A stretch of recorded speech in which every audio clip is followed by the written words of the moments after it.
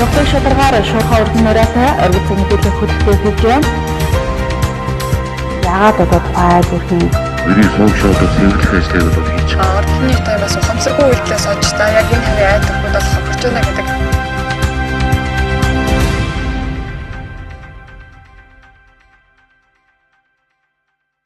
Үзэгч та бүхэнд оройн амар амгаланг айлтгая. Чухлыг шударгаар шуурхах хүргэн оройтой оргил цаг мэдээллийн хөтөлбөрийн 21 цагийн мэдээ эхлэхэд бэлэн боллоо. Өнөөдөр Орхон аймагт болсон үйл явдлын мэдээлэлд анхаарлаа хандуулна.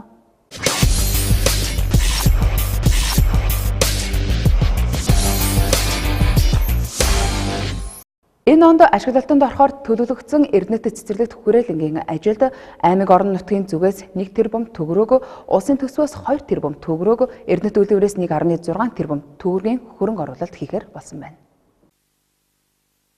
Цагаан жуулууд багийн нутаг дэвсгэрт 20 га газрыг хамрах Эрдэнэт цэцэрлэгт хүрээлэнгийн ажил энэ онд Багтаан баруун хэсгийг хамарсан бүтээн байгуулалт хийгдэж дуусгаар хөрөнгө оруулалт болон санхүүжилтөнд батлагджээ.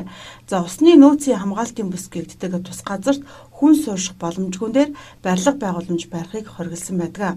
Цэвдэг ихтэй гэж яригддаг тус газарт геологийн наривчлсан судалгаа хийгдэж хөрсийг хэмжиж үзсэн. За ингэхдээ шийдвэрийг гаргаж цэцэрлэгт хүрээлэнгийн хэлбэрээр ашиглаж болно гэж үзсэн байна. Цэцэрлэгт хүрээлэнгийн зургийг 2014 онд гаргасан байдаг. За анхны зургийг ашиглан зарим өөрчлөлтүүдийг мөн хийсэн байна. Цэцэрлэгт хүрээлэнг барихад аймгийн төсвөөс 1 тэрбум төгрөг, улсын төсвөөс 2 тэрбум төгрөг, Эрдэнэт үйлдвэрээс 1.6 тэрбум төгрөг, нийтдээ 4.6 тэрбум төгрөг гарна. Энэ онд тус санхүүжилтийг гаргаснаар цэцэрлэгт хүрээлэнг ондоо Багтаан ашиглалтанд оруулах юм байна. Аймгийн засагт гараад энэ цэцэрлэгт хүрээлэнг одоо байгуулахаар бол зорж байна. За мэдээж хэрэг 20 га газар гэдэг бол маш том талбай. Тэгэхээр энэ том талбайг бид нар маш их үр дүнтэй хэрэгцээтэй зүйлд бол одоо төлөвлөх шаардлагатай байсан. За ингээд бол 2014 онд одоо Нутгийн Басга гэдэг компани одоо хийгдсэн цэцэрлэгт хүрээлэнгийн зураг байдаг хийж өрнөр. За одоо бид бол тэр зургийн дагуу одоо төлөвлөлтийг хийгээд одоо хөрөнгө оруулалтын ажлуудыг бол хийж байна. За өнгөрсөн жилийн хугацаанд бол орон нутгийн төсвөөс 1 тэрбум төгрөг, за Эрдэнэт үйлдвэрээс хамтын ажиллагааны хүрээнд бол 1.6 тэрбум төгрөг, ингээд нийтдээ 2.6 тэрбум төгрөгийн хөрөнгө оруулалт бол хийгдсэн.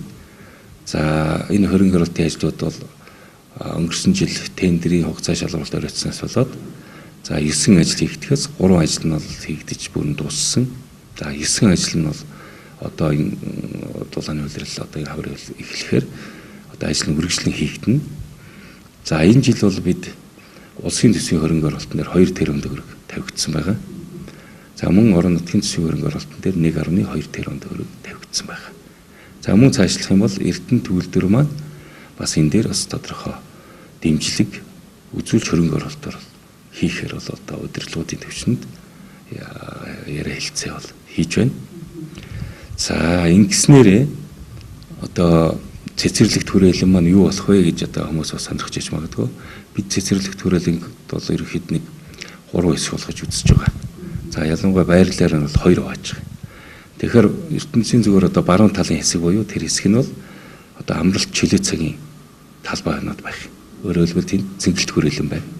Ногоон зүлэгтэй цэнгэлт хүрээлэн байна.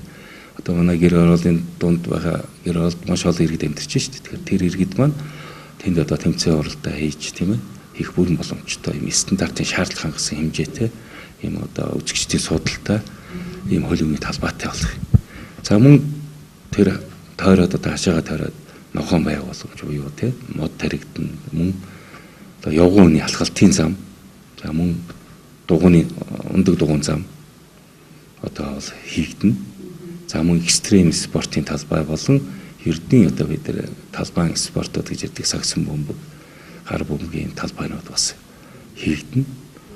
За мэдээж хэрэг энэ дээр хүн олноор очино гэж тооцоод бид тэнд тухайн иргэдэд үйлчлэх нийтийн бизнес газар, за мөн одоо ах үйлчилгээний одоо цэг байгуулах ийм төлөвлөлттэй газар байгаа баруун талдаа.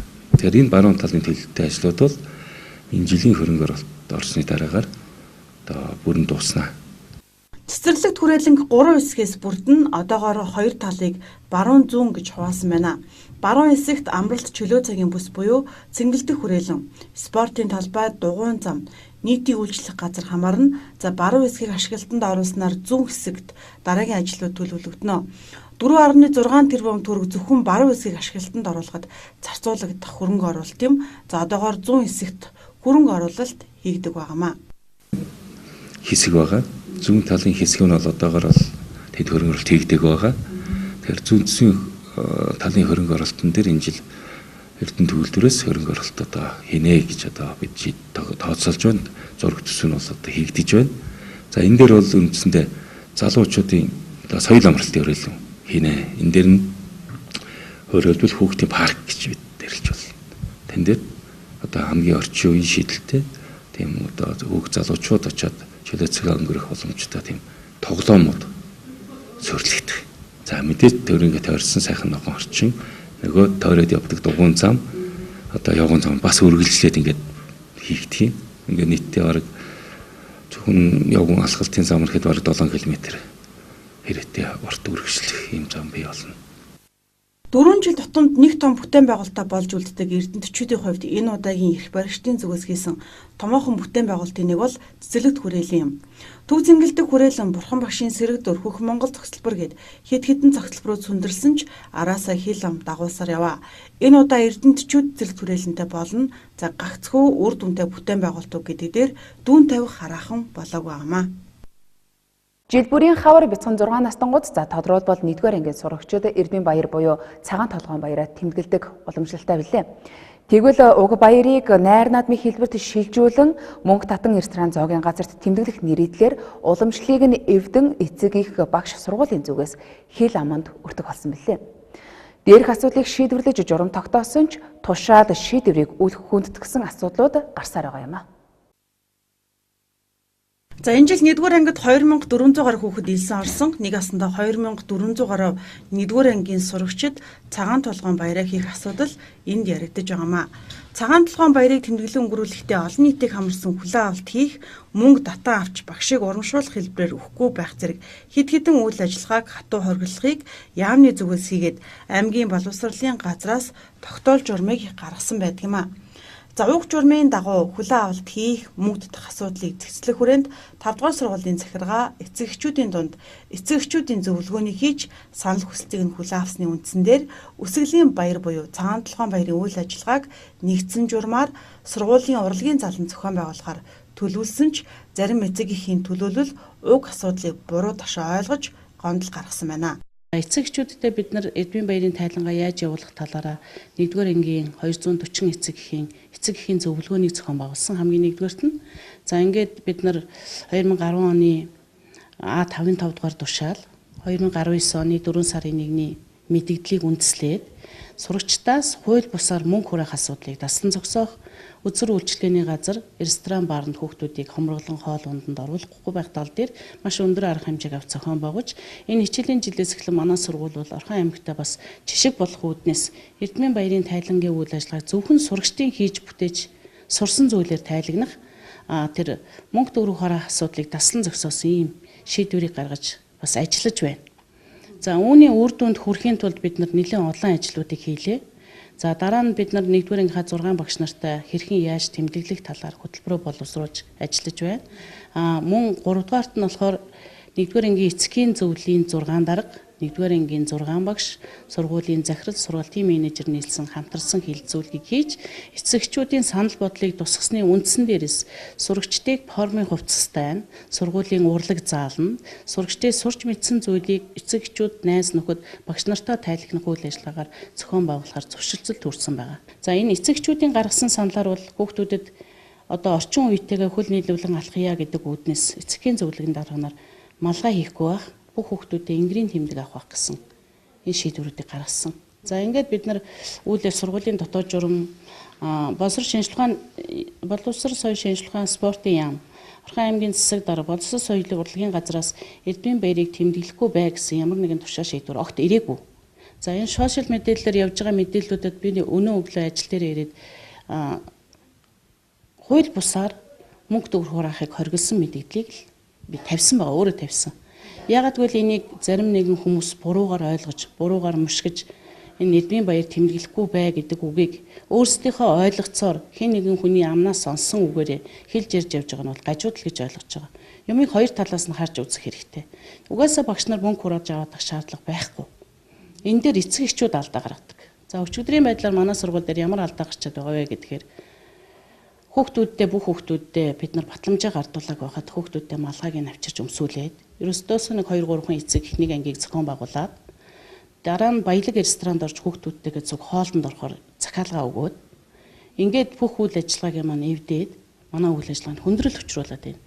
Ийм учраас эцэг эхчүүд өөрсдөө ухамсартай, зөв үзэл бодолтой, зөв хандлагатай байж бид нар тайлангийн үйл ажиллагаагаа эмгэгцэгцтэй явуулах ийм шаардлага гардаг. Хэрвээ тэр хүүхдүүд очиод баялаг ресторанд очиод за муугар бодох юм бол тэр хүүхдүүд ямар нэгэн гидсэн өвдөг ч юм уу, ямар нэгэн хордлого авах юм бол захиалга өгсөн эцэг эхчүүд хариуцах уу? Хүүхдэд дагуулад очсон эцэг эхчүүд хариуцах уу гэдэг үүднээс бид нар тэр ажлын тассан зогсоосон байна. За одоо нэг хэвлэх үйлдвэртэй ээж байна. Мөн нэг ингэдэг нэг хүүхдээс 3500 төгрөг хурааж авч байна. Өөрийнхөө хэвлэх үйлдвэр дээр хүүхдүүдэд малгай хийж өгөх гэж байгаа гэдэг ийм юм ярьж байгаа. Тэрийг бид нар бас тассан зогсоогоод бид нар ингэрийн тэмдэг зөвөх гэж байгаа. Эцэгчүүд ингэрийн тэмдгээ авж байгаа.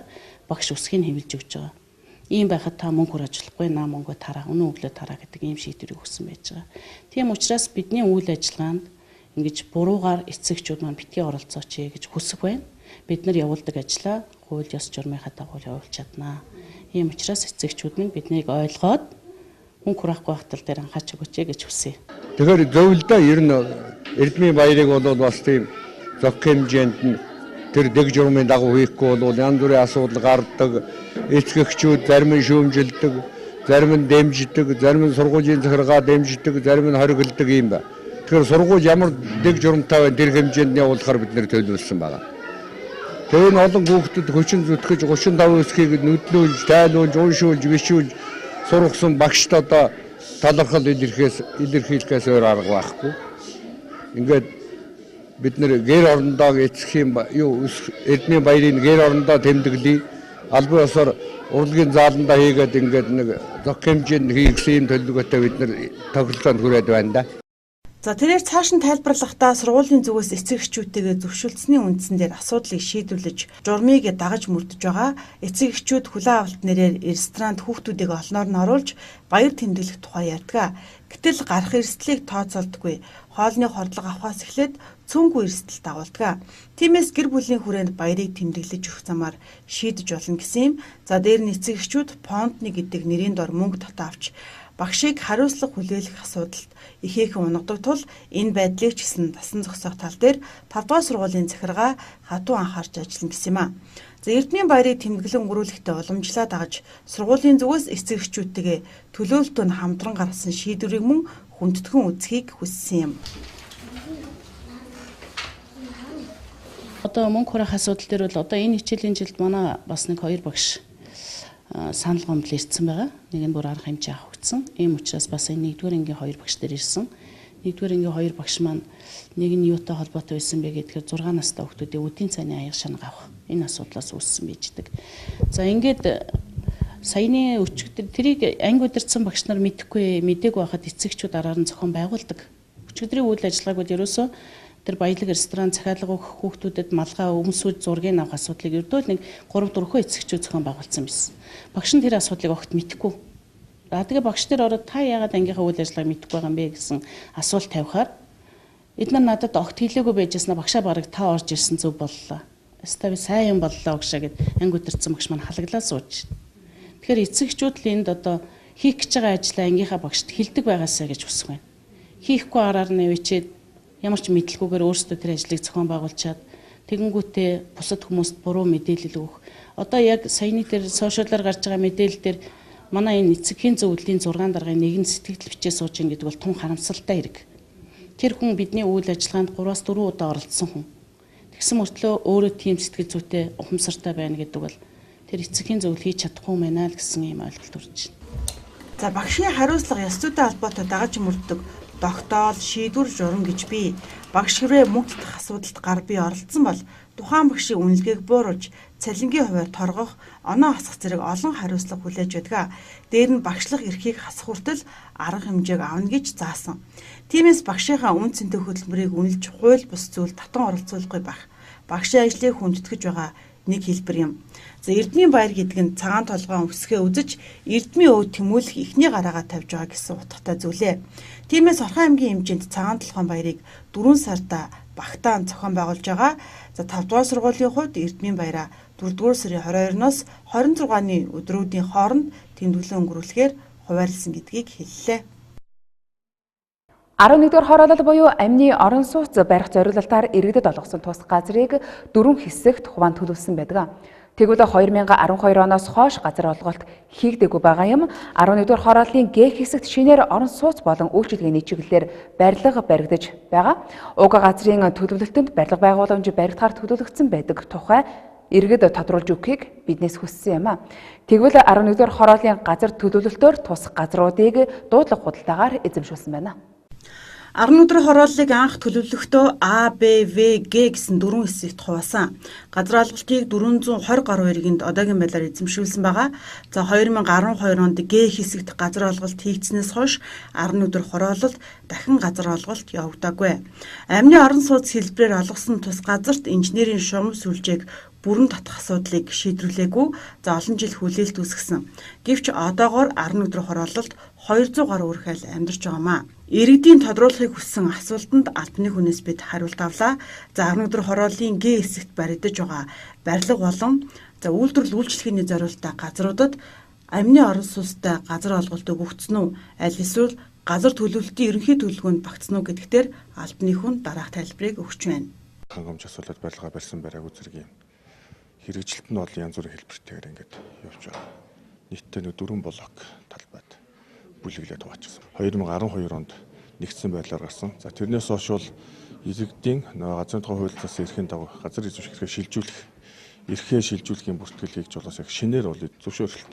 За эмнэлэг бол газар эзэмших дуудлага худалдаагаар аймагт зарсан дуудлага худалдаанд ялж авсан байдаг. За бусад барилгуудын тухайд бол газар нь хил залгаа иргэд бол дундаа нийлээд газраа нийлүүлэх байдлаар зурагцуулаад танилцуулаад тэр нь холбогдох техникийн нөхцөл хурлаар ороод дэмжих тавцсан юм асуудал.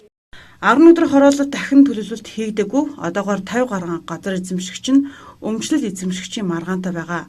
За гэрчлэгээ гарах тал дээр хүлээлт үүссэн. За зарим хэсэгт инженерийн шугам сүлжээг шинжлэх ажил шинээр хийгдэнэ. За ихэнх хэсгүүдэд уг асуудлыг бүрэн шийдвэрлэсэн. 11-р хороололд газар эзэмшиж байгаа иргэдийн 60 гаруй хувь нь өнөөдөр амны орон сууцаа барьсан байгаамаа. Оргил цаг мэдээллийн хөтөлбөр харилцагч байгууллагуудаас ирсэн бизнес мэдээгээр үргэлжилж байна.